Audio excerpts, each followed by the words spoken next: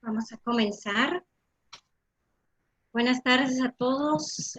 Quien habla, mi nombre es Frauke Pfaff, directora de la Cámara de Comercio Dominico-Alemana, y la señora Marta Ors, secretaria general de la Cámara de Comercio Oficial de España en la República Dominicana, seremos las moderadoras de esta actividad.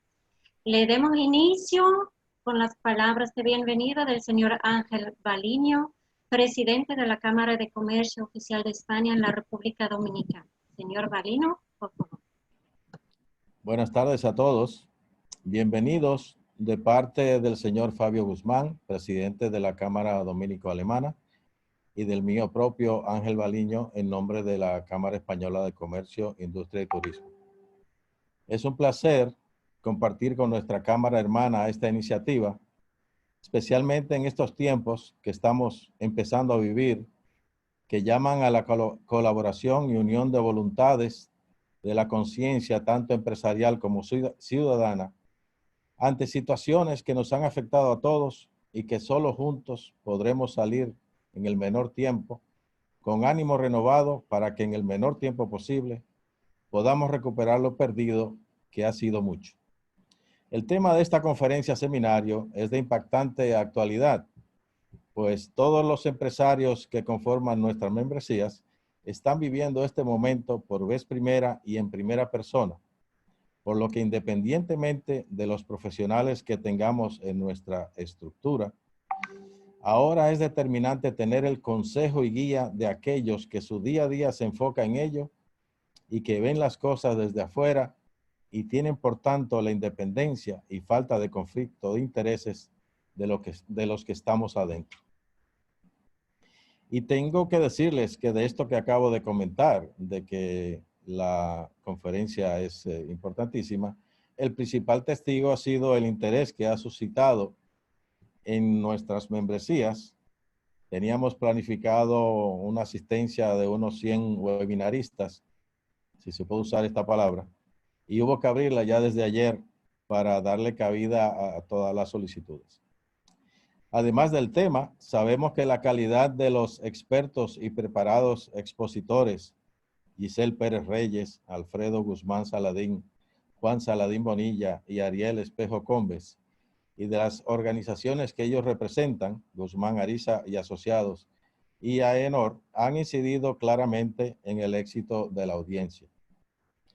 Ya a continuación los voy a dejar con Frauke y con Marta, directoras ejecutivas y secretarias de las cámaras respectivamente alemana y española, que como bien dijo Frauke al principio, son las moderadoras del evento. Y quiero darle las gracias entonces a todos los participantes y en particular a los expositores ya mencionados y a Guzmán, Ariza y Asociados y a AENOR por permitirnos tener esta charla hoy, esta experiencia hoy con todos ustedes. Muchas gracias. Muchas gracias, Ángel, por esas palabras muy bonitos. Gracias. Vamos a iniciar con el contexto actual del COVID-19 en la República Dominicana y la región por el ingeniero Juan Carlos Saladín. Juan Carlos Saladín Bonilla es ingeniero industrial egresado de la Pucamaima con maestría en gerencia y productividad. Especialista en gestión de calidad, procesos y análisis de datos. Miembro activo de la American Society for Quality desde el año 2016. En el año 2017 pasó a formar parte de la directiva del LMC como Chair of Transformation Digital y actualmente ocupa el cargo de Vice Chair de la sección Santo Domingo, antigua LMC. También es director de calidad de la firma de consultoría legal y de negocios Guzmán Ariza, la primera y única en la República Dominicana de alcance nacional. Más de 10 años de experiencia en la gestión de la calidad y reingeniería de procesos basado en la data en el sector privado servicio. Auditor interno certificado de la norma ISO 9000-2015 por SGS Panama Control Service. Además, es miembro de la Asociación de Ex-Becarios Fulbright y es columnista de la revista Gaceta Judicial sobre temas de gestión de la calidad y procesos en firmas de abogados. Con ustedes, Juan Carlos Saladín Bonilla. Muchas gracias, Frauke. Muchas gracias a todos los que nos acompañan esta tarde, que han sacado este momento para estar informados. Aquí vamos a pasarle las informaciones, vamos a hablar del contexto, así como usted decía. Bueno, la pandemia que trae como resultado una crisis sanitaria, ese es el coronavirus, no es una mentira, no es un secreto. Es un virus de crecimiento exponencial. Sudamérica se convierte en el nuevo epicentro del coronavirus. República Dominicana supera los 15,000 casos confirmados. El país se encuentra en la primera fase de la desescalada económica y veremos los resultados de estas medidas en los 14 días. Así como se decía en un principio, está en nosotros llevar esta llave para seguir avanzando y abrir las puertas a las siguientes fases. A mí me gusta hablar con números y vamos a ver estas estadísticas que hemos preparado para esta tarde sobre la situación de la pandemia del COVID en el mundo. Aquí tenemos ya la parte de lo que son los casos confirmados, defunciones y recuperados. Vamos a decir, un consejito cuando estemos viendo el número del COVID es la parte de los activos. Esta debe ser la parte más importante en este escenario mundial, ya de que es algo que nos dice cuáles son los que están ahí, porque los casos confirmados ya son los que se van registrando y es un histórico, pero en estos casos tenemos defunciones, recuperados y activos. Esta es una imagen del panorama mundial. Esta es la gráfica que les preparé para que ustedes vean el crecimiento exponencial que tiene el virus. Lo que dice es que si crece solo, crecería de forma muy rápida, acelerada, y entonces colapsarían los sistemas sanitarios de los países. Y eso es lo que buscan los gobiernos para evitar tener esta crisis sanitaria en sus áreas, en su país. Esto es un mensaje del director Mike Ryan del Programa de Emergencias Sanitarias de la Organización Mundial de la Salud, que dice, en cierto sentido, Sudamérica se ha convertido en el nuevo epicentro de la enfermedad. Entonces, es un reto para todos nosotros, ya que no contamos con esos, vamos a decir, esos avances tecnológicos como Asia, como Europa, en cierto sentido, que podían hacer tantas pruebas como recomienda la OMS, y es, vamos a decir, un escenario que debemos combatir todos y poner un granito de arena para poder salir hacia adelante. Esta es ya la situación de la pandemia en la región de las Américas. Los números están actualizados con la fuente de la Organización Panamericana de la Salud.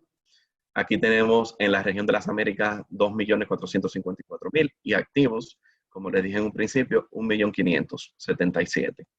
Vamos a ir viendo la parte ya de la región, los 10 países con mayor casos confirmados. Estados Unidos está ahí, Brasil, de segundo, Perú, Canadá, y nosotros estamos en el número 9 de esos 10 países de la región con mayores casos confirmados. Ahora, si nosotros lo igualamos a lo que son 100,000 habitantes, ya nosotros pasaríamos al número 7. Y sorprendentemente Chile está en el número 2. Yo estaba leyendo el diario de allá y bueno, es una sorpresa de ellos cómo eso ha ido avanzando. Ellos no se lo esperaban, ellos han tomado muchas medidas. Entonces, es ahí donde se refleja la importancia de que nosotros somos los protagonistas de esto, de nosotros como ciudadanos, de controlar la propagación del virus conforme a lo que nos van recomendando. Aquí están las defunciones, ya los 10 países con mayor defunciones de la región. Ahí está Estados Unidos, que supera por mucho a todos. Brasil de segundo y República Dominicana en el número 9. Entonces, vamos ya a la parte del país. Estos son los datos que se reportaron en el boletín de esta mañana. Tenemos 15.268, 468 defunciones y recuperado 8.534. Se puede entender que hay muchos recuperados, pero eso son formas y medidas de, vamos a decir, de cada país para determinar qué cuentan ellos como recuperados. Cada país tiene sus medidas y sus reglas. Esa es la situación que tenemos nosotros como país y cómo nosotros vamos avanzando con la propagación y mitigación de lo que sería esta enfermedad provocada por el coronavirus. Esta es la gráfica de los casos activos. A nivel matemático, eso es un dato atípico, lo que sucedió el 16 de mayo.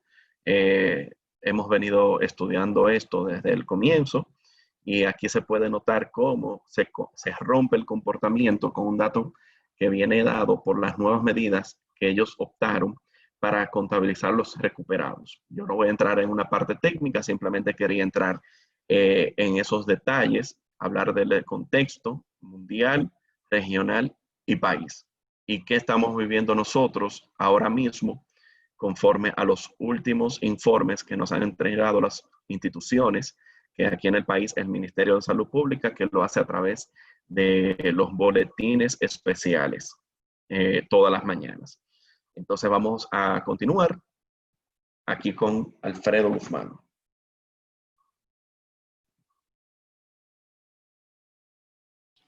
El segundo tema de esta tarde es el título Fuentes legales de la seguridad y salud en el trabajo en la República Dominicana. El licenciado Alfredo Guzmán es socio y cochair de prácticas inmobiliarias y corporativas de la firma Guzmán Ariza, donde ha participado en las principales transacciones de inversión turística y financiamiento de proyectos en el país. Presta asesoría en el sector inmobiliario de zonas francas y hotelero, tanto en materia comercial, fiscal como laboral.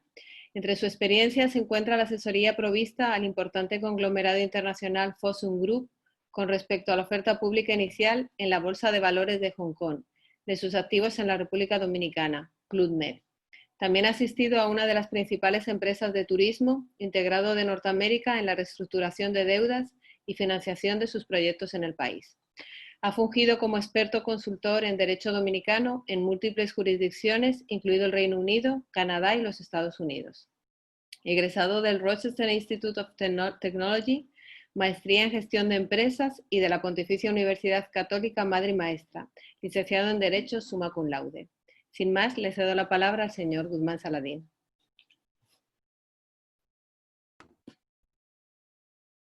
Muchas gracias, Marta. Buenas tardes a todos. Antes que nada, quisiera agradecer en nombre de Guzmán Ariza, abogados y consultores, tanto a la Cámara Dominico-Alemana como a la Cámara Oficial de Comercio de España en la República Dominicana y a sus respectivos presidentes y directores por otorgarnos este espacio para conversar sobre un tema de tanta relevancia para todos en estos tiempos covidianos. En esta sección que se me ha asignado, vamos a repasar las principales fuentes legales de la higiene y salud en el trabajo en nuestro país y así poder valorar la importancia de la elaboración o revisión de protocolos en todas las empresas y yo diría también más allá de la urgencia que nos ha sido impuesta por la pandemia del COVID-19. Bueno, aquí tenemos, como vemos en República Dominicana, la higiene y la salud en el trabajo posee una extensa regulación y de diversas jerarquías, y las mencionamos en su mismo orden. Primero la Constitución, seguido por el Código de Trabajo, la Ley 8701 de Seguridad Social, el Reglamento 522-06 sobre Higiene y Seguridad Industrial, y por último, las medidas tomadas por el Poder Ejecutivo a través de la Comisión de Alto Nivel en respuesta a la pandemia del COVID-19. Juan Carlos. En cuanto a la Constitución, debemos de entender que la salud en el lugar de trabajo es un derecho fundamental de los trabajadores y tiene una protección reforzada en la Constitución, pues esa es la misma Constitución que impone tanto al Estado como a los empleadores a la obligación de garantizar que en los lugares de trabajo se encuentren libres de toda enfermedad infecciosa, tal como el COVID-19. Así podemos mencionar la primera fuente dentro de esa, la primera donde encontramos su regulación dentro de esa fuente, en el artículo 61, que establece el derecho a la salud integral, obligando al Estado a velar por la protección de la salud, mejoramiento de condiciones higiénicas y a procurar los medios para prevenir las enfermedades. Ya más específico, en el artículo 62.8, en el tema que nos concierne, establece la obligación a los empleadores a garantizar a sus trabajadores condiciones de seguridad, salubridad e higiene en ambientes de trabajo adecuados. En lo que concierne el Código de Trabajo, observarán que las obligaciones puestas a cargo del empleador son mucho más amplias de lo que muchos imaginarían. Y su inobservancia conlleva consecuencias drásticas para ambas partes en el contrato de trabajo. Por lo que se sugiere que la reglamentación y cumplimiento sea documentada en estos protocolos de seguridad e higiene que estamos conversando. Así, vemos que el artículo 44 establece una obligación de los trabajadores de observar rigurosamente las medidas preventivas o higiénicas para la seguridad y protección del personal, sus compañeros y lugar de trabajo que sean exigidas por la ley, las autoridades competentes o aquellas indicadas por el empleador. ¿Qué quiere decir esta parte sombreada? Precisamente que los trabajadores están obligados a cumplir aquellas disposiciones que la empresa misma ha integrado en sus protocolos de seguridad e higiene. Y de ahí su importancia que empezamos a resaltar. No, sí. La anterior, Juan Carlos. La anterior. Ok. Por su parte, el artículo 46 establece la obligación de los empleadores en el lugar de trabajo y proporcionar o listo los medicamentos preventivos indicados por las autoridades en caso de enfermedades pandémicas. Así vemos que de cierta forma el Código de Trabajo previó la ocurrencia de una pandemia como la que estamos experimentando en estos momentos. En ese mismo tenor, ayer es bueno comentar del mismo modo que la Superintendencia de Salud y Riesgos Laborales anunció que el tratamiento médico del COVID-19 contraído por trabajadores en sus lugares de trabajo serían cubiertos por el seguro de riesgos laborales del Sistema Dominicano de Seguridad Social. Del mismo modo, el Código de Trabajo establece un régimen de consecuencias para la inobservancia de estas obligaciones. Así, podemos mencionar el artículo 88 establece la potestad del empleador de despedir a esos trabajadores que no acaten las medidas preventivas establecidas por la ley, las autoridades y los mismos empleadores en sus protocolos para evitar estas enfermedades. Alfredo, disculpa que te interrumpe. ¿Puedes subir un poco el micrófono? Nos avisan que se te escucha muy bajito, por favor.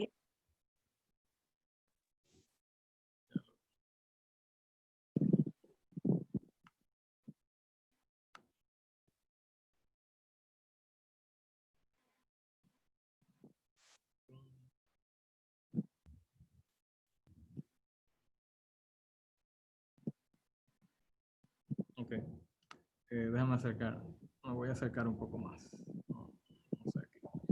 Entonces, seguía comentando en cuanto al régimen de consecuencias. Por su parte, el artículo 97 le da la potestad al trabajador de dar por terminado el contrato de trabajo mediante una dimisión por existir un peligro grave en la seguridad o salud del trabajador, causado por el incumplimiento de las medidas preventivas y de seguridad. Dentro del marco del Código de Trabajo, es la Secretaría de Estado de Trabajo el órgano competente dentro del ministerio para velar por el cumplimiento de la salud y seguridad en el lugar de trabajo. Ya sí, Juan Carlos. Okay. En cuanto al reglamento 522.06, la ley 8701 sobre seguridad social, en su artículo 186, establece que entre las funciones de dicha institución está la de garantizar la higiene, salud y seguridad de trabajo. Es la dirección, en ese tenor, es la Dirección de Higiene y Seguridad Industrial el principal órgano competente para aplicar este reglamento sobre higiene y seguridad industrial. El reglamento dispone la creación obligatoria de dos órganos para garantizar la seguridad y la salud en trabajo en las empresas. Dependiendo del tamaño, de la cantidad de trabajadores de las empresas. En aquellas que tienen al menos 15 empleados, se debe nombrar un comité mixto de higiene y salud en el trabajo que vele por el cumplimiento de las obligaciones establecidas en el reglamento. En empresas más pequeñas, que tengan menos de 15 empleados, lo que se hace es designar a un solo coordinador de higiene y seguridad. Antes de esta pandemia y con relación al reglamento, todavía Juan Carlos no cambió, estas obligaciones eran prácticamente letra muerta. Ya que existía un incumplimiento casi sistémico en la mayoría de las empresas, no se creaban sus comités o no se designaban sus coordinadores, y si lo hacían eran inoperantes y solo existían para aparentar un cumplimiento formal. Pero con esta nueva realidad en la que vivimos, todos debemos propiciar ya su plena ejecución, tanto para, obviamente, el principal objetivo, salvaguardar la salud de todos, como para evitar a las empresas que asistimos a que se expongan a las consecuencias legales derivadas de su incumplimiento. Con relación a este último comentario, es tanto así que en tiempos recientes, sea por inobservancia o ignorancia del andamiaje legal en materia de seguridad e higiene, una gran parte de las dimisiones realizadas por trabajadores contra sus empresas en la República Dominicana se debía o se debe al solo hecho de no tener constituido formalmente un comité mixto de higiene y seguridad, lo que deja mucho de decir en cuanto a la preparación de las empresas en este tema. Ya sí, puede. Pasando ya a la última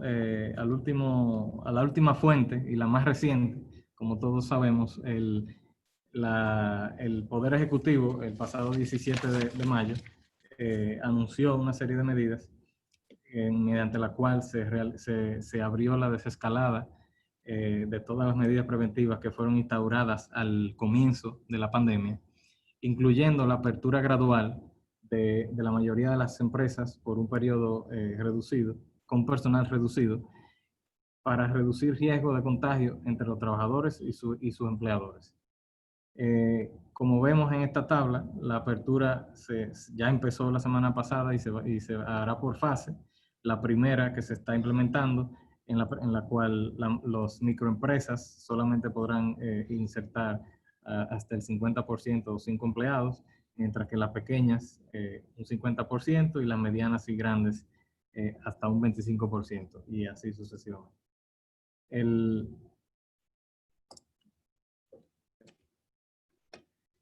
Otra de las medidas provenientes del Poder Ejecutivo ha sido la aprobación de la Comisión de Alto Nivel de dicho Poder, del Protocolo General y Sectorial para la Reinserción Laboral. Ese protocolo tiene como fin establecer los parámetros que mínimamente deben ser cumplidos por las empresas acorde a su sector, buscando así que se garantice no solo la salud de los empresarios, sus trabajadores, sino también como los clientes que les visitan. Entre esas medidas, cabe resaltar la designación de un oficial de cumplimiento de normas COVID-19 que formará parte del Comité Mixto de Seguridad e Higiene que ya comentamos hay que tener constituido en cada empresa según su número, su cantidad de personal. Se establecieron normas de limpieza y desinfección del área de trabajo y medios de transporte. Se instauró la obligatoriedad del uso de mascarillas. Se está promoviendo el teletrabajo y se ya ha llamado al rediseño de áreas de trabajo para reducir riesgo de contagio con un distanciamiento mínimo de 2 metros lineales.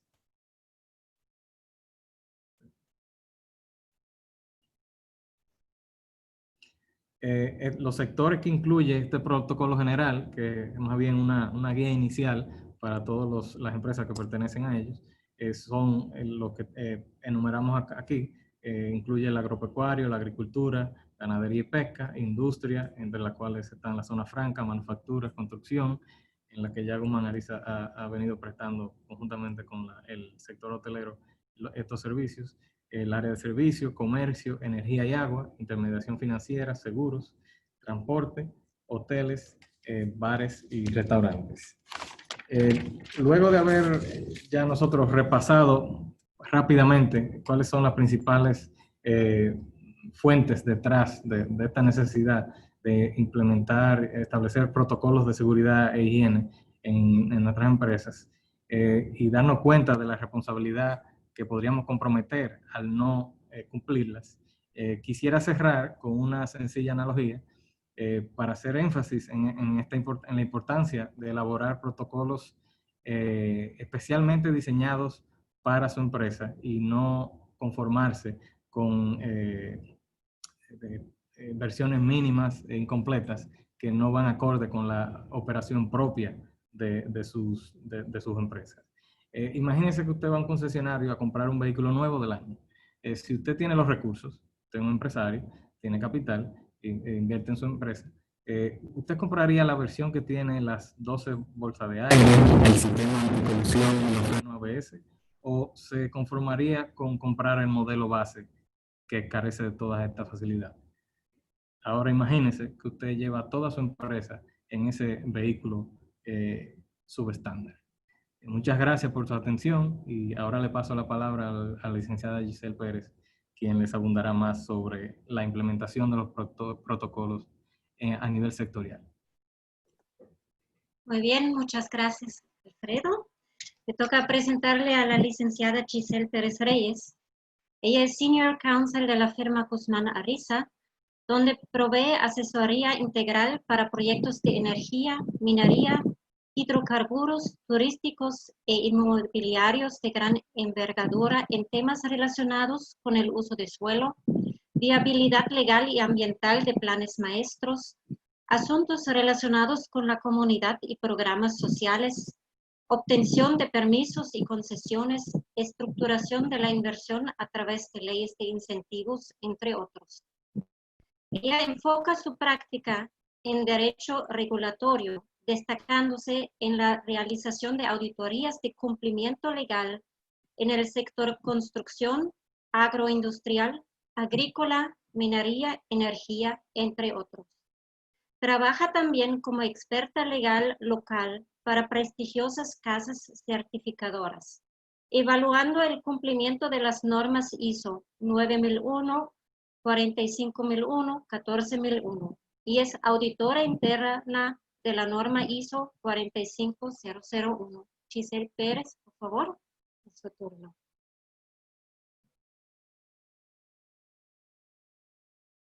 Bueno, primero preguntar si me veo y me escucho. Sí, puedo confirmarnos. Muy bien, muchas gracias, Frauke, por esta presentación. Me uno a los agradecimientos de Juan Carlos y de Alfredo, tanto a la Cámara Dominico-Alemana como a la Cámara a la Cámara Española de Comercio Español en la República Dominicana, quien nos ha dado la oportunidad pues, de compartir con ustedes un tema muy importante en estos tiempos y que sobre todo particularmente me apasiona.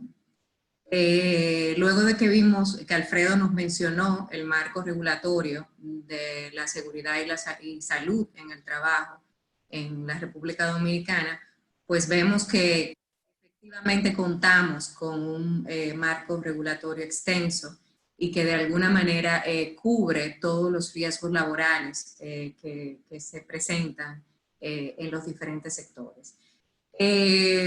No obstante, por esta situación y por el contexto en el que nos encontramos por el COVID, evidentemente ningún país en el mundo estaba preparado para enfrentar las consecuencias tanto en la salud como socioeconómicas en cada uno de nuestros países. Por eso, cada país se vio en la necesidad de crear medidas específicas para procurar que nuestra economía pues salga adelante y que las empresas puedan seguir sus operaciones.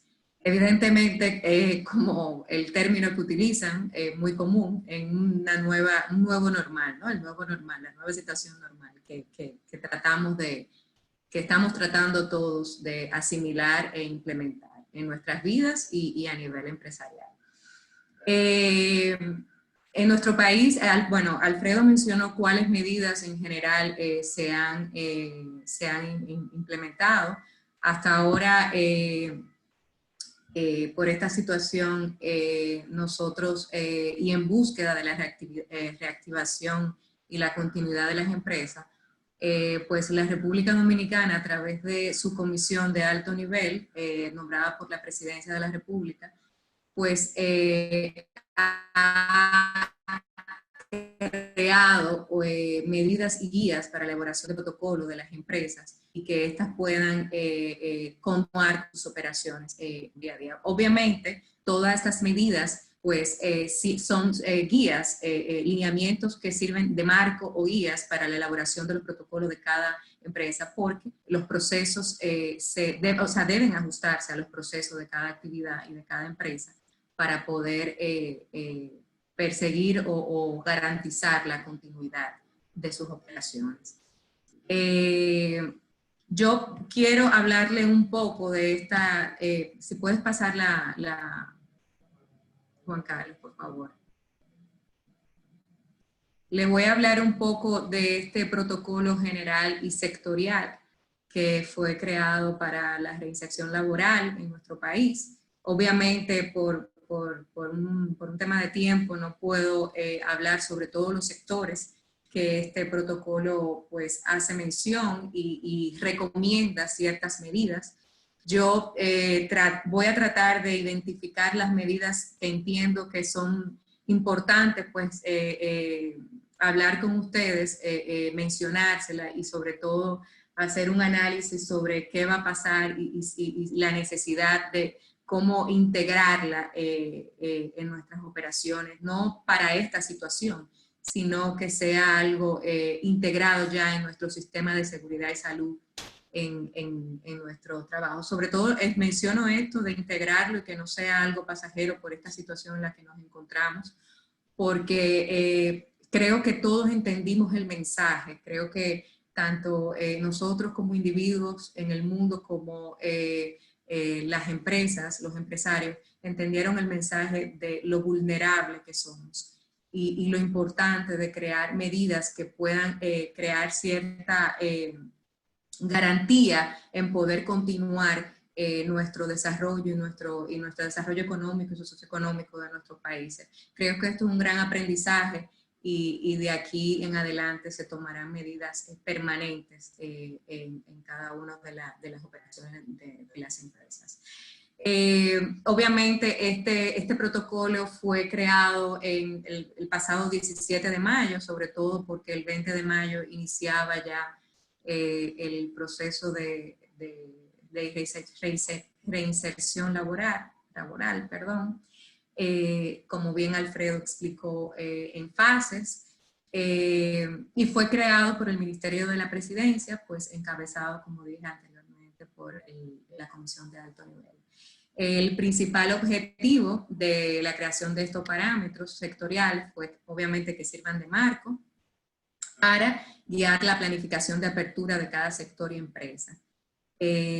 Las medidas previstas hasta ahora para cada sector constituyen un requerimiento mínimo. Como dije anteriormente, deben ser adaptadas a los procesos que tendrá cada empresa, como vamos a ver más adelante con Juan Carlos, que nos va a hablar un poco sobre la metodología que debe tener, que debe utilizar cada empresa al momento de elaborar estos protocolos. Juan Carlos, por favor.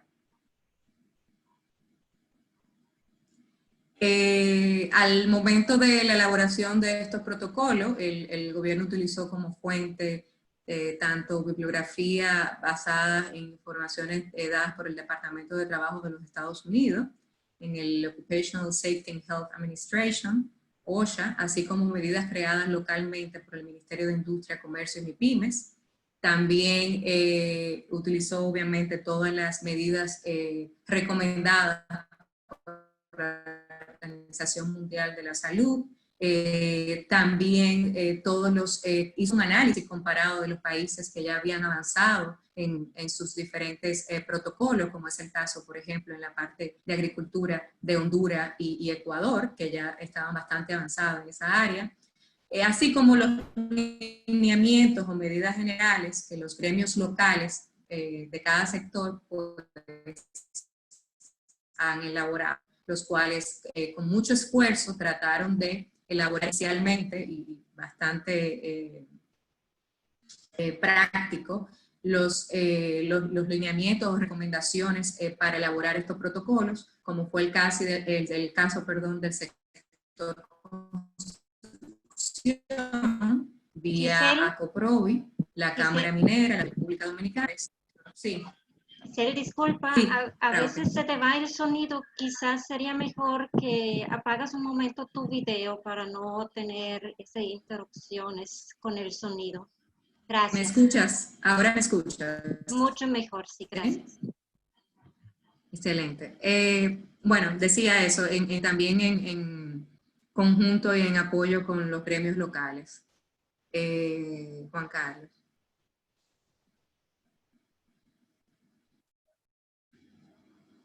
La próxima diapositiva.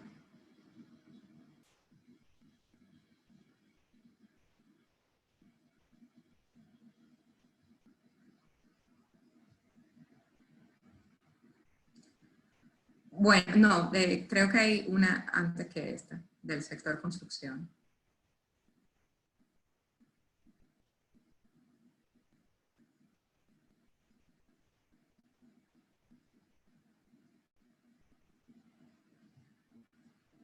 Estamos viendo la del sector construcción, Giselle. Ah, ok, perfecto. Parece que mi internet tiene algún fallo. Bueno, yo me voy a enfocar en el análisis de las medidas del sector construcción y como ya vieron, del sector turismo, específicamente para los hoteles.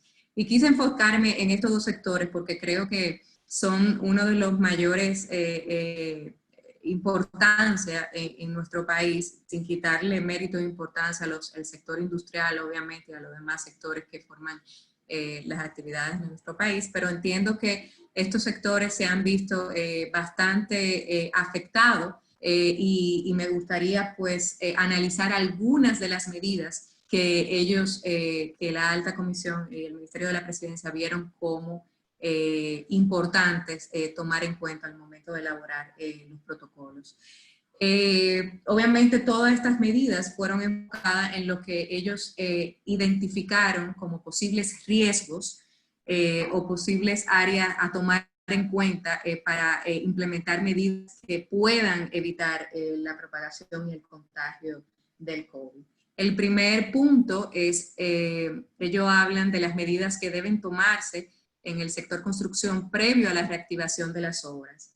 Y entre las recomendaciones que el protocolo ofrece está el de realizar un cuestionario de salud tanto a los representantes de los trabajadores subcontratados como también a sus supervisores, para entender un poco cuál es la situación de todos los empleados y colaboradores que estarán trabajando en la obra, en este caso en la obra que se esté construyendo.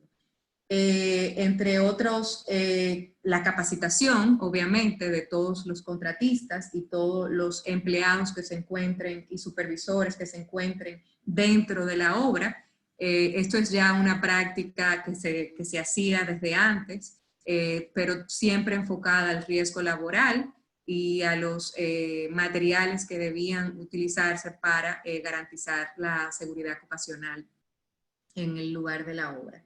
Pero en este momento pues se incluyó también lo que es la capacitación del protocolo, que esa obra, ese lugar, esa locación en especial tendrá implementado para que pueda desarrollarse todas las actividades allí.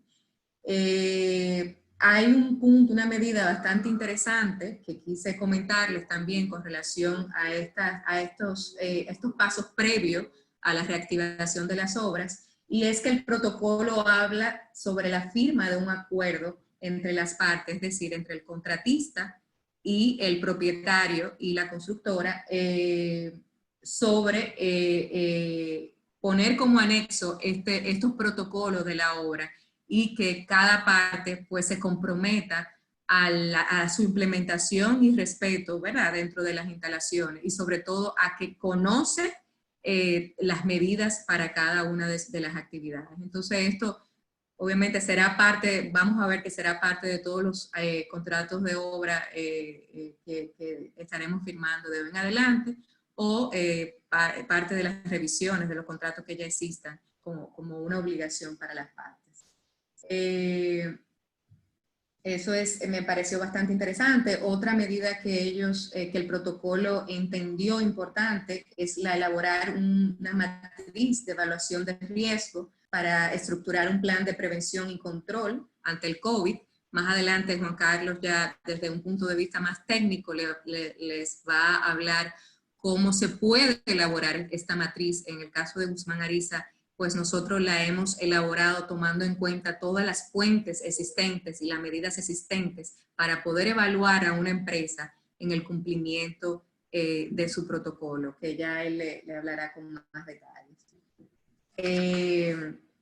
Luego, el otro punto que entendieron importante resaltar para este sector fue el autopromover el autoaislamiento, es decir, que todo el personal, capacitarlo, hacerle entender que todo aquel que sienta algún síntoma del coronavirus, pues pueda pasar a, wow, me dice Frauke que me quedan 2 minutos, esto es muy extenso, y hay comentarios súper interesantes también en el sector turismo. Yo voy a pasar entonces, Frauke, si te vas al sector turismo, por favor, Juan Carlos, para mencionar algunos aspectos que me pareció importante. Si te pasa a la otra diapositiva. Me gustaría mencionar en este sector, si Frauke me permites un minuto más, algunos puntos importantes. Uno de los, en cuanto a las actividades turísticas, me pareció interesante el hecho de que entre las medidas que el protocolo incluye está el de no realizar excursiones ni actividades que impliquen salidas de los huéspedes de la infraestructura del hotel. Evidentemente, y esto nos lleva a analizar y preguntarnos qué va a pasar con todas esas actividades turísticas, tour operadores que ofrecían sus actividades a través de los hoteles y acuerdos. Eso es un tema que me imagino que todavía hay que evaluar y hay que identificar cuáles medidas se implementarán para que pueda seguir adelante. Otro tema interesante con esto también es, déjame ver cómo puedo identificar cuáles otros aspectos mencionar, ya que me queda tan poco tiempo. Bueno, en cuanto a las recepciones, también el área de recepción, me imagino que la comisión de alto nivel, en búsqueda de tratar de utilizar las estructuras existentes que ya teníamos construidas y concebidas en los hoteles, y las operaciones que entendíamos la dábamos como buena y válida, como es el área de recepción, quiso tratar de adaptarla a esta nueva situación. Y para eso, pues, identificó que todos los empleados, o pide que todos los empleados que sean mayor de 60 años o que tengan alguna enfermedad que lo hagan vulnerable, pues no pueden ocupar este tipo de puestos. Evidentemente esto en búsqueda, por el contacto constante que tiene las personas que están en recepción. Entiendo que esto también de alguna manera en un futuro va a cambiar, porque si vemos en los aviones cuando vamos y facturamos, hay posibilidades de no tener ni siquiera contacto con un agente, sino que podemos hacerlo a través de plataformas digitales, que me imagino que a futuro ya será una oportunidad de mejora para los diferentes hoteles, el tú llegar a un hotel y poder hacer un registro sin necesidad de que alguien te reciba en recepción, sino poder hacerlo automáticamente. Bueno, hay muchas otras medidas que se tomaron siempre en búsqueda de esto, de mejorar la experiencia del huésped y que se sienta de alguna manera que el área está controlada. Y digo controlada porque últimamente se utiliza un término que me gustaría corregir en esta oportunidad, de COVID-free, o sea, libre de COVID. Estamos claros que es casi imposible poder lograr en un establecimiento, ni en ninguna parte, que esto suceda. El virus está, es una realidad, y lo que debemos hacer es identificar medidas, implementar medidas que sean eficientes y que reduzcan los riesgos de contagio. Bueno, la última diapositiva le quería hablar un poco, le he ido comentando en la medida que he hablado sobre los retos de la seguridad y la salud en el trabajo frente al COVID, y yo creo que en el mundo estamos ante una oportunidad de poder replantearnos la seguridad y salud en el trabajo, no tan solo enfocado en los riesgos laborales, sino también en todas esas enfermedades o posible de contagio, porque el COVID no es el único virus existente, existen otros virus como es la influenza, que también son altamente contagiosos. Entonces, replantearnos la vida y entender que a lo mejor incorporar estas medidas, a lo mejor no tan extremas como lo estamos haciendo hoy día, pero sí para evitar cualquier tipo de contagio a futuro que pueda crear vulnerabilidad en nuestra sociedad y nuestra economía. Creo que es hora de que los países se replanteen esto e integren en sus regulaciones estas medidas como obligatorias a partir de este momento. Es mi análisis y reflexión ante esta situación. Muchas gracias y le paso la palabra a Frauke. Gracias, Giselle, por tu intervención. Abordaremos el cuarto tema ahora mismo con el tema elaboración e implementación del protocolo para reapertura de empresas en tiempos del COVID-19 a cargo de Juan Carlos Saladín. Muchas gracias, Marta, Giselle, Alfredo. Muy buena presentación. Aquí le tengo una pequeña introducción porque quería como hablar un poco sobre este tema, donde todos estamos experimentando un escenario de alta incertidumbre. ¿Por qué? Porque estamos batallando contra un enemigo invisible.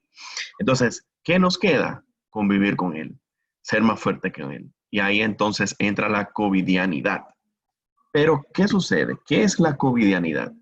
Según Fundeo Guzmán Ariza, es un neologismo correctamente formado por acronomía de los términos COVID y cotidianidad, que se ha venido utilizando con frecuencia hace unos días en la República Dominicana para aludir a la transformación que han experimentado la mayoría de las actividades diarias como consecuencia de las medidas para prevenir el avance del coronavirus.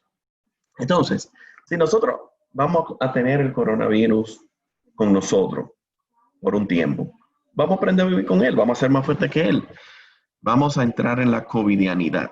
Entonces, ¿qué nos trae eso? Esto nos trae una nueva era que exige más organización y que las empresas deben tener sus procesos documentados. Ya no podemos estar improvisando. Tenemos que cumplir con las medidas del gobierno. Tenemos que cumplir con el protocolo. Perdón, ¿me escuchan? Te escuchamos muy bien. Pero muy bien. Ok, gracias. Entonces, esta nueva era, ya habíamos escuchado antes, la era de los datos, de la información, pero ¿qué pasa? Ahora entramos en esto. Tenemos que ser más organizados, debemos cumplir con las medidas para poder prevenir y evitar propagar este nuevo virus. Entonces, con esta medida entran riesgos. ¿Y qué debemos hacer con los riesgos? Mitigarlos y gestionarlos. Los riesgos están ahí. Cuando salimos a la calle, cuando vamos al supermercado, cuando manejamos, en todas partes hay riesgo. Lo que tenemos que saber es cómo los gestionamos. Entonces, en Esto que vamos a hablar, que son los protocolos, nos ayudan a mitigar estos riesgos y prevenir el COVID. Entonces, el gobierno ha exigido a las empresas la documentación e implementación de protocolos de prevención. Esos son protocolos que debemos nosotros adecuarlos a nuestras realidades. Pueden haber protocolos que son, vamos a decir, generales, como lo que publicó el gobierno, y nosotros debemos adecuarlo a nuestra realidad, a nuestro entorno, a nuestra empleomanía. Entonces, los protocolos son documentos vivos. Nosotros le damos vida a esas medidas que están ahí. Porque, como dicen, es muy bonito ver todo escrito, pero si no se lleva a cabo, si no se ejecuta, si no se implementa, entonces nuestro protocolo queda en solamente letras y palabras que no tienen vida. Entonces debemos darle vida a nosotros en esas acciones diarias. Los protocolos ayudan a mitigar el riesgo de contagio y propagación, disminuyen los niveles de incertidumbre que estamos viviendo porque generan confianza y seguridad entre los colaboradores y partes interesadas. Entonces, cada sector o tipo de empresa debe seguir sus lineamientos, como yo decía al principio, para poder iniciar sus operaciones. ¿Qué pasa? Antes de elaborar estos protocolos, las empresas deben llevar pasos, deben llevar procesos. Yo, en la parte de calidad, le doy mucho uso a lo que es el ciclo de Deming, que es el ciclo de mejora continua. No fue Deming que lo hizo, sino Edward Shouhart, que fue un mentor de Deming en Japón, y lo que busca es la mejora continua como estrategia para garantizar una estructura organizada en la elaboración e implementación de sistemas de calidad, de gestión ambiental, seguridad y salud en el trabajo, y lo que estamos viviendo ahora, que viene siendo un nuevo sistema de gestión para poder prevenir el contagio del coronavirus en nuestro espacio de trabajo. Entonces, ese ciclo se divide en 4 partes. La planificación, hacer o ejecutar, verificar y actuar. Si lo llevamos ya a lo que es la implementación y la elaboración e implementación del protocolo, estas 4 partes, nosotros podemos decir en la primera, que es la planificación, ¿qué se debe hacer al principio? Debemos planificar. Si queremos que todo quede organizado y garantizarle a nuestros colaboradores esa seguridad en el trabajo, debemos planificar este protocolo para que las medidas estén alineadas a nuestro ambiente, a nuestra estructura. Entonces debemos buscar información de fuentes primarias y confiables sobre las recomendaciones y buenas prácticas. Hay mucha información ahí fuera, pero siempre deben guiar de lo que son las informaciones oficiales. Más adelante vamos a aplicar cuáles son esas referencias para que la tomen. Tomar de referencia la estructura de alto nivel de las normas ISO. Las normas ISO son un estándar internacional de buenas prácticas que se vienen recogiendo de hace más de 30 años por cada sector. Y una de las normas más populares es la norma de gestión de calidad, la ISO 9001-2015, que es la última versión, donde se establecen, vamos a llamarle así, las estructuras de liderazgo, documentación de procesos, gestión de recursos, mitigación del riesgo, que debemos tomarlo en cuenta. Eso está dentro de lo primero que debe hacer la empresa. Definir el objetivo y el alcance del protocolo. Identificar los procesos esenciales de la empresa. Muchas veces tenemos escenarios de empresas que están operando, pero operan ya por la experiencia que tienen con sus procesos, pero no lo tienen identificado, no lo tienen documentado, y mucho menos tienen una matriz para poder evaluar esos procesos identificados. Es decir, qué riesgos están relacionados con esos procesos que hoy día juegan un papel tan importante en el reinicio de mis operaciones. Si yo no tengo eso organizado, ¿qué puede suceder cuando yo abra? Una improvisación constante. Y con la improvisación vienen los imprevistos, vienen los accidentes y ahí vienen los problemas para nosotros. Entonces, después que tenemos esa parte de la planificación, ejecutamos. Redactamos el protocolo tomando en cuenta los requisitos del protocolo general del gobierno. Se revisa, se corrige y se solicita autorización del protocolo en la alta gerencia. Así como habló Alfredo, que el protocolo exige tener un oficial de cumplimiento, este será el encargado de velar porque este documento se revise, se redacte, se revise, se corrija y se autorice con la alta gerencia. Y luego entonces se comunica en todos los niveles. No puede quedar nadie, incluso los clientes, proveedores, la comunidad, todos deben estar informados sobre este protocolo de reinicio de operaciones y prevención. Luego entra la parte de verificación, que aquí yo le llamo supervisar, es donde todos los días debemos supervisar que las medidas del protocolo se estén cumpliendo en todos los niveles. En Guzmán Ariza, lo puedo poner de ejemplo, todos los días se llena un formulario para supervisar que las medidas del protocolo se lleven a cabo. Ese formulario se le da entrada, en este caso, se le da entrada al empleado. Ahí se pone el nombre del empleado, se le toma la temperatura, se guarda el registro de esto, porque si nosotros, por ejemplo, debemos reportar alguna situación de contagio, ya nosotros tenemos un histórico, podemos hacer un mapa de rastreo, podemos entonces entregarle esa información a las autoridades y ya el seguro de riesgo laboral puede cubrir este contagio de esta persona o de ese grupo de personas. Entonces siempre es bueno supervisar que se cumplan las medidas. Entonces después actuamos en base a las no conformidades que encontramos. Actuamos durante la implementación para ver qué podemos mejorar. Ese debe ser siempre el norte, mejorar continuamente nuestro protocolo para evitar el contagio. ¿Por qué?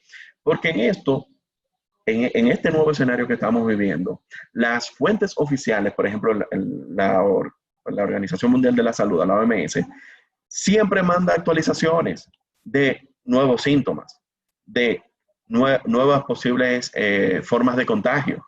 Entonces, todo eso debemos estarlo alimentando constantemente. La mejora continua debe ser el norte para nosotros. Entonces, dentro de las cosas que se han realizado, dentro de los esfuerzos realizados aquí, que puede ser también una herramienta de uso para sus empresas, es un análisis de brecha. Muchas empresas, ya muchos clientes, estos son, vamos a decir, testimonios de los esfuerzos que hemos venido haciendo. Nuestros clientes han elaborado protocolos, pero ¿qué sucede? Ellos nos piden a nosotros que le hagamos un análisis de brecha para ver cuáles partes, cuáles exigencias, cuáles requisitos tiene el protocolo general que no tiene el protocolo de ellos, para evitar entrar en falta con las autoridades. Y déjeme decirle, las autoridades están haciendo auditorías, están inspeccionando estos negocios porque a ellos no les conviene que las medidas no se cumplan. A ellos les conviene que cumplan, porque si no se cumplen, entonces volvemos otra vez a lo que teníamos antes, donde teníamos las empresas estaban cerradas, los negocios pequeños, todo estaba cerrado. Entonces nosotros tenemos esta responsabilidad de mitigar la propagación y el contagio.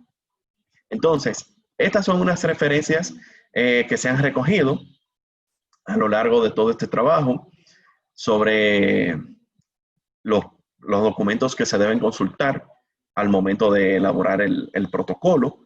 Está ahí el protocolo general del gobierno, la guía orientativa para reducir el riesgo de contagio, elaborada por el Ministerio de Industria y Comercio, las normas de referencia, que ahí está la ISO 9001-2015 y la 45001-2018 sobre la gestión de seguridad y salud en el trabajo. Y también están las páginas de internet para la parte de lo que es la Organización Mundial de la Salud y la Organización Internacional del Trabajo, que siempre están publicando recomendaciones. Bueno, aquí los dejo con nuestro siguiente presentador, que es Ariel Espejo. Gracias, Juan Carlos, por tu intervención. Quiero presentarles el quinto tema, bajo el tema certificación de protocolo para reapertura de empresas en tiempos de COVID-19, a cargo de Ariel Espejo. Ariel es licenciado en Administración de Empresas y máster en Gestión de Calidad y Excelencia Empresarial de la Escuela de Organización Industrial EOI de Madrid, España. Tiene más de 16 años de experiencia profesional en el área de estándares internacionales de gestión, la certificación y la formación. Es docente de posgrado en la Universidad APEC y Pucamaima, en el área de calidad. Actualmente es director de la filial de AENOR en República Dominicana. Adelante, Ariel. Bien, muchísimas gracias Marta por tu introducción. Gracias a todos los que han perseverado con nosotros hasta este momento. Y la idea de estos últimos minutos es poder compartir con ustedes algo que desde nuestro punto de vista puede agregar bastante valor a cada una de sus organizaciones. Y claro, puede ayudar a ustedes generar esa confianza que es necesario trabajar en estos tiempos. Entonces, en ese sentido, lo primero que me gustaría comentarles en esta diapositiva es poder explicarles un poco lo que es AENOR. En AENOR, algunos de ustedes ya nos conocen, es una empresa cuya matriz está en Madrid, España. Actualmente poseemos más de 30 años generando confianza en todas las sociedades donde nos encontramos mediante las actividades de evaluación de la conformidad, formación, la parte de normas, publicaciones y softwares. Para nosotros poder generar esa confianza es necesario que alguien nos vigile a nosotros. Entonces, ahora mismo contamos con más de 150 acreditaciones y reconocimientos a nivel internacional para poder llevar a cabo la actividad de evaluación de la conformidad. Y es tal así que estamos dentro del top 10 de entidades de certificación a nivel internacional. Entonces, una vez descrita esta parte, ¿qué es lo que hemos hecho? Basado en nuestra experiencia trabajando con modelos de certificación y evaluación, hemos desarrollado una metodología basada en recomendaciones tanto de organismos internacionales como de organismos nacionales para que las organizaciones puedan tener algo que puedan mostrar como símbolo de que una entidad independiente, un tercero capacitado para eso y reconocido para eso, ha verificado, ¿verdad? Y ha auditado no tan solamente que yo he elaborado mi protocolo, sino que también lo he implementado y lo estoy llevando a la práctica. ¿Qué comprende esta certificación de protocolos frente al COVID? Esta certificación comprende temas tanto dentro del ámbito de la salud y seguridad laboral, el área de la limpieza y de la desinfección, la gestión de los residuos, los riesgos, como decía Juan Carlos, ¿verdad? Esa evaluación de riesgos que deben de llevar a cabo todas las organizaciones para saber dónde es que tenemos que implementar medidas, y todo esto alineado con la revisión y la implementación de planes que permitan la continuidad de los distintos negocios y de las distintas operaciones que tenemos. Entonces, esa es básicamente nuestra propuesta. Ahora, ¿cuáles son las características importantes que debemos tomar en cuenta? O sea, ¿por qué certificar mi protocolo? ¿Por qué hacerlo? ¿Qué sentido tiene? Aquí ustedes podrán encontrar 5 razones, pero seguro hay más. Pero en esencia, lo primero que la certificación nos ayuda es a poder generar confianza entre todos los interesados. ¿Ok? Y esto es clave para la reapertura. Lo segundo que hace esta certificación es poder aportar seguridad a las autoridades competentes. Tercero, permite demostrar el compromiso de que yo estoy poniendo en práctica lo que he puesto en un papel, que no siempre se hace. Algunas frases por ahí dicen que el papel lo aguanta todo. Y yo como auditor de calidad, pues me he dado cuenta de que eso es así. Hay muchas veces que documentamos un proceso y no siempre se lleva a cabo. Pero la idea de esta certificación es que ustedes puedan demostrar de que lo que han vaciado en un papel lo están poniendo en práctica. ¿Para qué? Para proteger a sus clientes, para proteger a sus trabajadores y en el caso de que aplique al público en general. Y por último, ¿qué busca una certificación de protocolos? Aportar valor. Aportar valor en los procesos de contingencia, en los procesos de continuidad de negocios. Todos estamos aquí, primero, porque queremos saber información sobre el tema, pero lo más importante, cómo yo puedo hacer que mi organización continúe en una situación como esta de incertidumbre. Entonces, la continuidad del negocio es vital. Y esta certificación lo promueve. Ahora, ¿cuáles son las características de esta certificación? Bueno,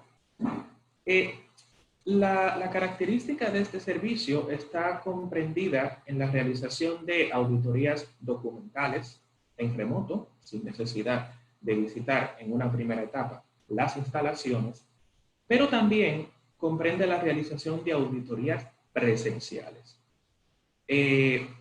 Los auditores que están calificados para estos fines son personas que ya han recibido toda la formación necesaria, cuentan con la indumentaria necesaria y en AENOR también hemos desarrollado nuestros protocolos para hacer auditorías en distintos sectores. Ahora, estas auditorías que son presenciales pueden llevarse a cabo, ¿ok?, en cualquier momento que la empresa esté operando o al momento de iniciar. O sea, el mismo día que usted inicia puede llevarse a cabo una auditoría que básicamente lo que va a hacer es evaluar si lo que usted ha establecido en su protocolo, pues lo está poniendo en práctica. Otra ventaja que tiene esta certificación es que permite el muestreo por centros. Si usted es una organización, por ejemplo, que tiene, por poner un ejemplo, 50 oficinas o 10 oficinas a nivel nacional, no hay que auditarlas todas. Con tomar una muestra de algunas, pues también puede obtener la certificación de todas. Entonces, esas son ventajas de las características que posee este servicio. Una vez agotados los procesos de auditoría correspondientes, ¿qué obtiene cada una de las organizaciones? Bueno, las organizaciones obtienen un informe de auditoría elaborado por los profesionales de AENOR que comprenderá, en caso de que así ocurra, los hallazgos, situaciones, oportunidades de mejora, recomendaciones que el auditor entienda que son implementables en su protocolo. En segundo lugar, se otorga un certificado, que es un documento que avala que la organización ha pasado un proceso de auditoría y que ha agotado todos los pasos mencionados anteriormente. Y también se le otorga una licencia de uso de la marca AENOR que he colocado en esta diapositiva para que ustedes puedan tener una idea de cuál es esa marca que se otorga. ¿Ok? Entonces,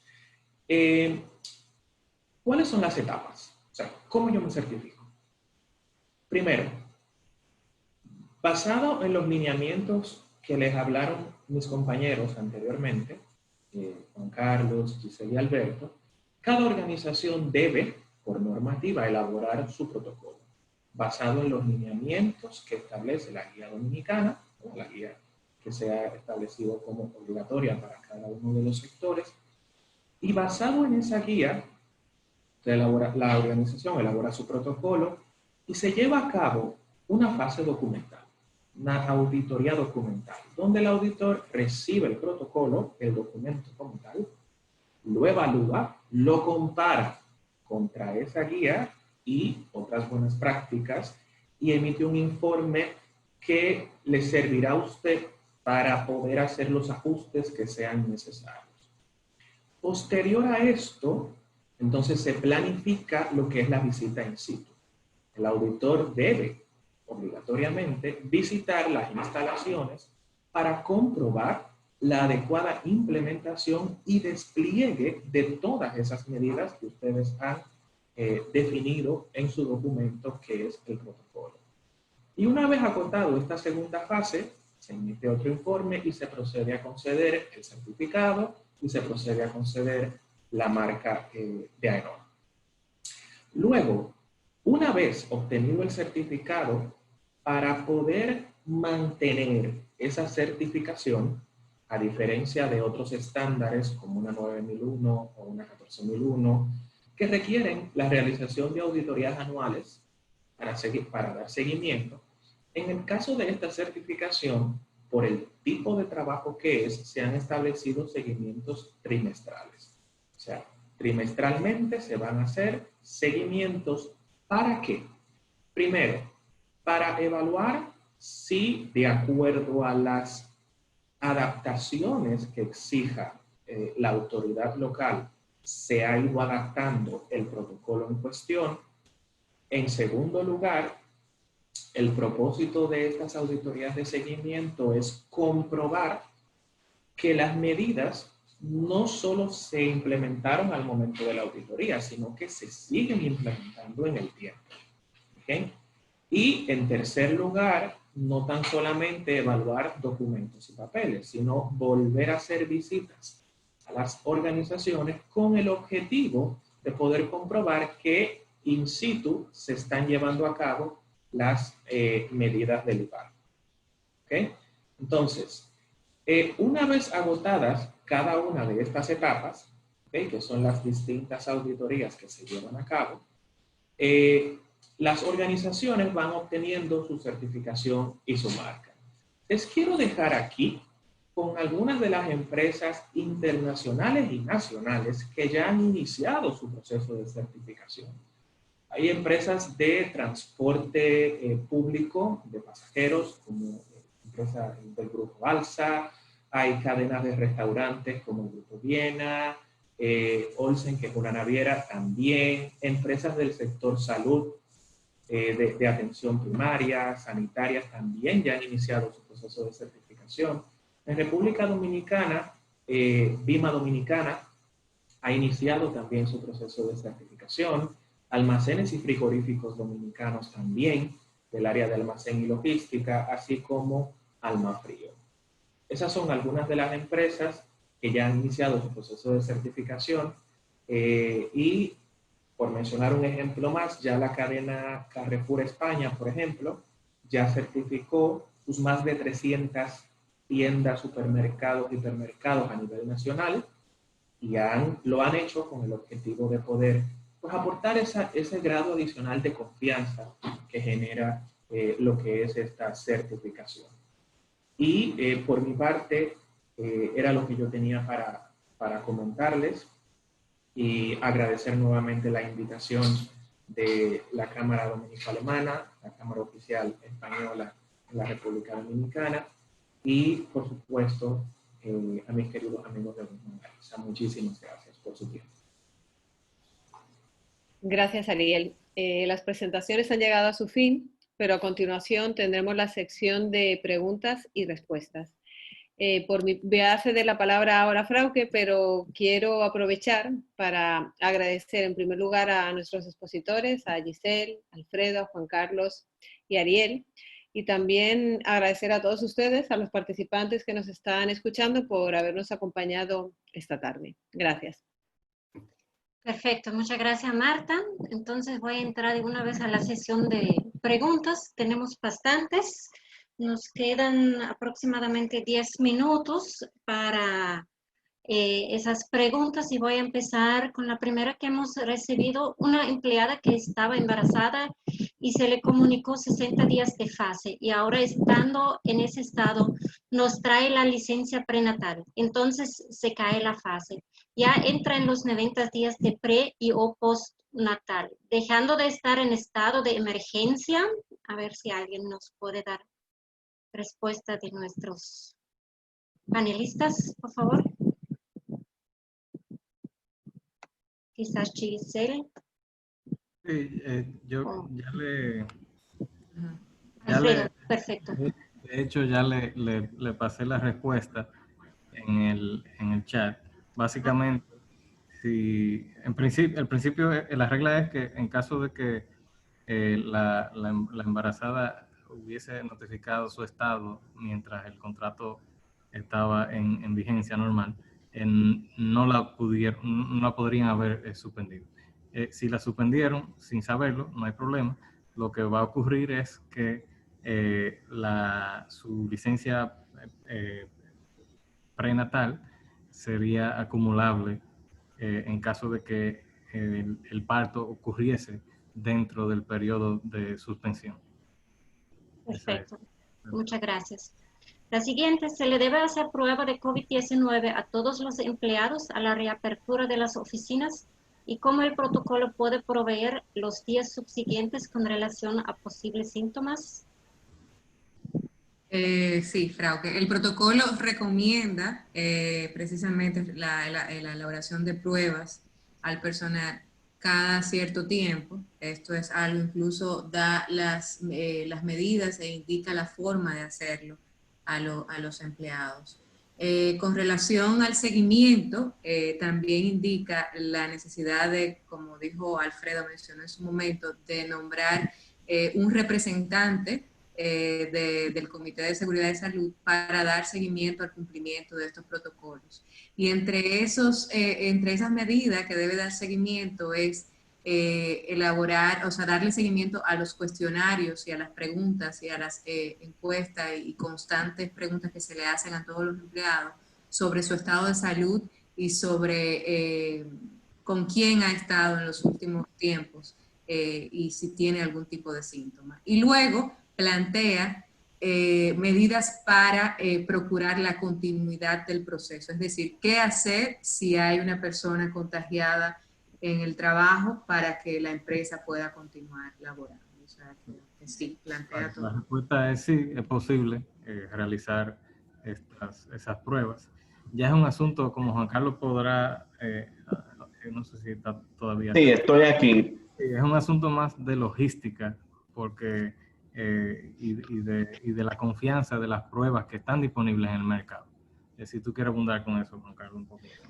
Sí, vamos a decirle, un voto de fe que se le está dando al empleado porque él debe entregar, debe completar un cuestionario antes de ingresar al lugar de trabajo, a la oficina, a la planta, al supermercado, donde vaya a trabajar.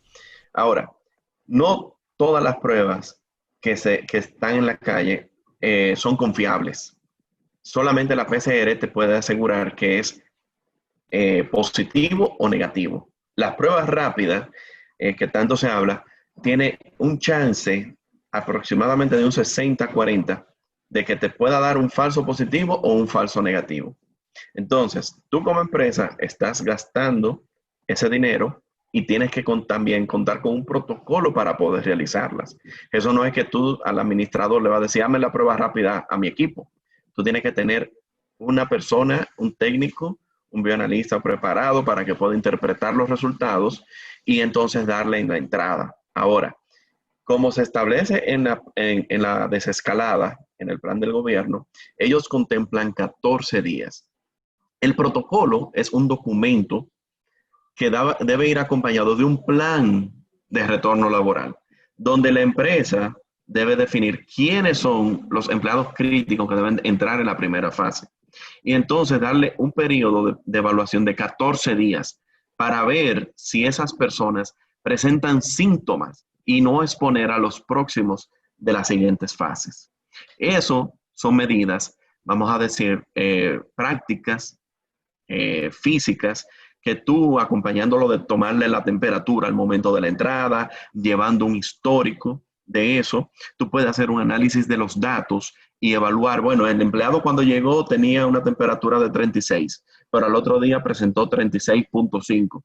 Pero ¿qué pasó? Viene caminando, ¿qué pasó? ¿Cuáles son las variables? ¿Está presentando algo? Y cuando ya te presenta una temperatura que es considerada fiebre, entonces ya tú tomas las medidas que están establecidas en tu protocolo y ya entonces lo mandas a su casa, le mandas a hacer las pruebas y sigue todo lo que está ahí establecido.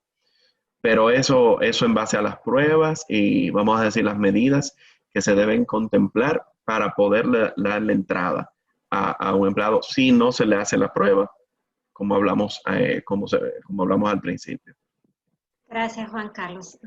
Procedemos con la siguiente pregunta. Una empleada que fue acogido en el programa FASE, ¿puede la empresa proceder al desahucio si el tiempo de suspensión no ha terminado?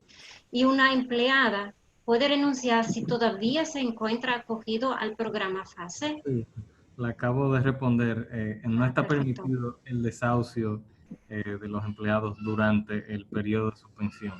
Lo que sí le está permitido al empleado es desahuciar a la empresa durante ese periodo. O sea, no están atados los empleados. Otra pregunta que tenemos, si la empresa es responsable de suministrar todo el material sanitario a utilizar por sus empleados. Así que mascarillas, guantes y demás. Es obligación de la empresa facilitar eso a su empleado. Sí, el protocolo sectorial indica que todos los materiales de protección debe ser, la empresa debe de proveerlo a sus empleados y tenerlo a mano para todos. Y por departamento incluso, tanto para el proceso de desinfectar, como son líquido desinfectante, mascarillas, guantes en los casos que sean necesarios y siempre y cuando sean recomendados, entre otros. Sí, eso va de la mano de lo que yo comenté del artículo 46 del mismo código, que establece la obligación de los empleadores de proporcionar medicamentos preventivos. Bueno, ahí podemos entrar en una discusión en qué quiere decir medicamentos, pero habla de medicamentos preventivos en caso de enfermedades epidémicas. O sea que más claro de ahí yo diría que no podría estar. Muy bien, muchas gracias. Aquí tenemos una pregunta con trabajadores mayores de 60 años. La pregunta es si estos deben enviarse a su casa, o sea, como empleador, ¿qué podría hacer en ese asunto? ¿Qué prevención? Bueno, según los protocolos y las recomendaciones, son personas de alto riesgo que se recomiendan que se mantengan haciendo teletrabajo durante la pandemia. Esa es la recomendación oficial. Bien. Siguiente pregunta. ¿Una empresa podría ser visitada por algún gestor del Estado para verificar cumplimiento de estos protocolos? ¿Tiene algún tipo de sanción el no cumplimiento de esos protocolos de higiene, de salud y seguridad? Bueno, sí, claro, como Juan Carlos mencionó, de hecho, en el día de hoy salió una noticia del Ministerio de Trabajo hablando sobre la cantidad de empresas que habían visitado conjuntamente con Proconsumidor para verificar que se estaban cumpliendo estos protocolos para sus operaciones. Y entre los resultados, y eso me pareció bastante interesante, o sea, creo que hay un nivel de conciencia, el 99% de las empresas estaban en cumplimiento de estos protocolos, o sea que eso es una buena noticia. Las visitas serían de la mano de inspectores del Ministerio de Trabajo y preguntaron sobre las consecuencias. Bueno, la consecuencia es una comprobación de que no se están cumpliendo esas previsiones de seguridad e higiene que podría acarrear llevar a una dimisión del empleado contra su empresa. Bien, la siguiente pregunta es, ¿deben ser diferentes los protocolos, por ejemplo, en el área de cine y publicidad? Giselle. Sí, claro.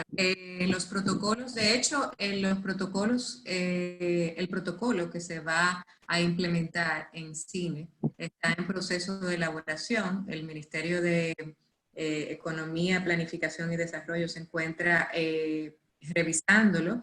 Tengo entendido que en cualquier momento ya será público. O sea, sí, vamos a tener un protocolo especial para ese sector y que incluirá todos los proveedores que se involucran en el proceso de rodaje de una película. Muy bien, gracias. Aquí hay una pregunta muy interesante. ¿Cuáles serían los pasos a seguir para la implementación de un protocolo en el caso de empresas que tienen sindicatos de trabajadores? El hecho de que una empresa tenga un sindicato no varía en ningún sentido la aplicación ni de los protocolos ni de las medidas recién aprobadas. Eso no hay ningún cambio en ese aspecto. El mismo tratamiento. ¿Sí? Sí, que es el mismo tratamiento. Gracias. Seguimos con la pregunta para una pyme que posee no más de 10 empleados. ¿El protocolo de higiene de salud y seguridad es obligatorio? El costo actual que no es asequible para la misma, ¿cómo pudiera ésta tener su protocolo al menor costo posible?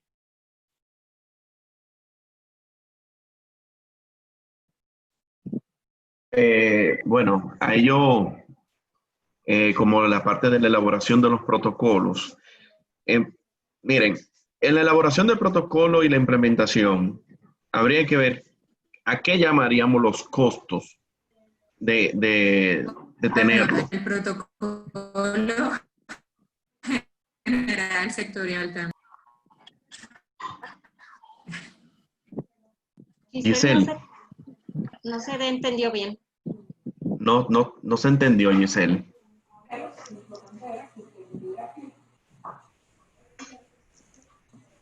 Bueno.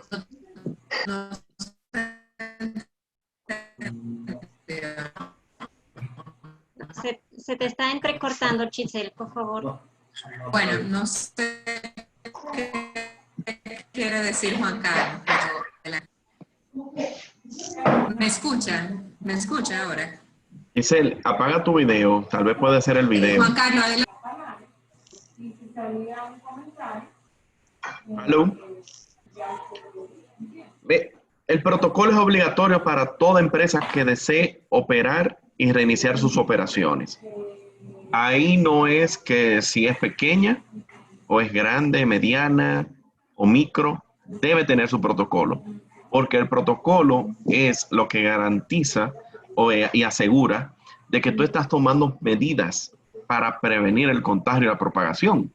Entonces, cuando se habla del costo, que no es asequible para la misma, estamos hablando de equipos de protección personal, que en este caso, como se habló, la empresa debe proveerle a sus colaboradores, ya sean las mascarillas, la limpieza general, si es una empresa pequeña, y otras variables que tal vez por la naturaleza y por su tamaño, entonces habría que contemplarlo.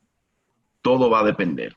Pero si es una empresa, por ejemplo, de servicio, eso es en donde estarían los costos más altos ahora mismo, en lo que sería la compra de equipo de protección del personal y de las partes interesadas, y vamos a llamarle en la adecuación de, por lo menos de la recepción, donde se tiene que tener una mampara, donde se tienen que tener señalizaciones en el piso, y donde se tienen, por ejemplo, que tener algunos equipos como el termómetro infrarrojo, para tomarle la temperatura a cualquier interesado en entrar al edificio. Y habría que evaluarlo eso, pero toda empresa debe tener su protocolo. Ariel, ahí si tú quieres abundar en la parte técnica también. No, eventualmente elaborar el documento es hasta cierto punto lo de menos.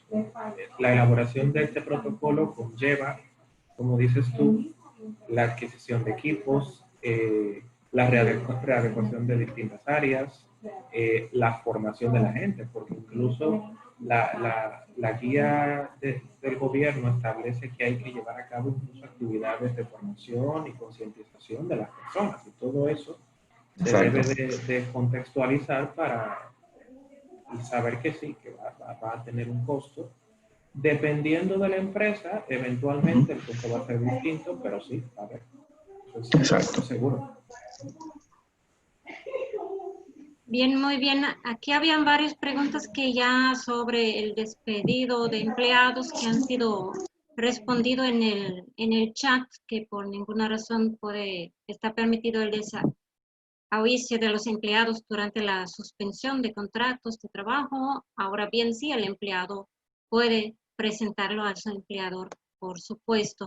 Tenemos algunas solicitudes, personas que le interesan los protocolos a seguir en universidades, para salones de belleza, ejemplos de cuestionario que mencionan para la integración de los empleados.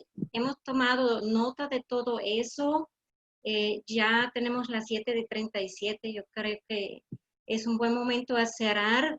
Les invito a todos los participantes que nos pueden mandar sus preguntas al correo electrónico que ya tienen de nuestra parte. Vamos a compartirnos con nuestros amigos de la Cámara de Comercio Oficial de España en la República Dominicana y todos los conferencistas en la tarde o de noche de hoy. Y como les avisé al principio, este video está grabado. Lo vamos a compartir más adelante el link, al igual facilitarle la presentación y vía la presentación todos los datos de contactos de nuestros conferencistas.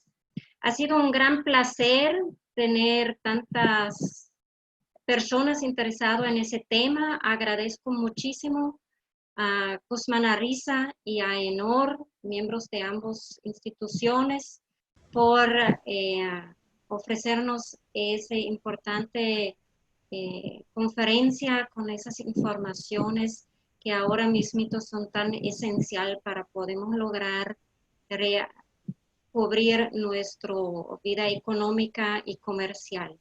Les invito a visitar a las páginas de internet de ambas cámaras de comercios, a sus medios sociales, donde pueden encontrar todos los siguientes y próximos actividades, siempre actuales, publicados allí. Están todos bienvenidos, invitados de antemano. Y les deseo mucha salud y que logran mantener la calma frente al desafío que están enfrentando con sus empresas y una reapertura exitosa. Buenas noches a todos y espero a volver a vernos en ese ambiente. Muchas gracias también. Gracias a todos. Gracias a todos.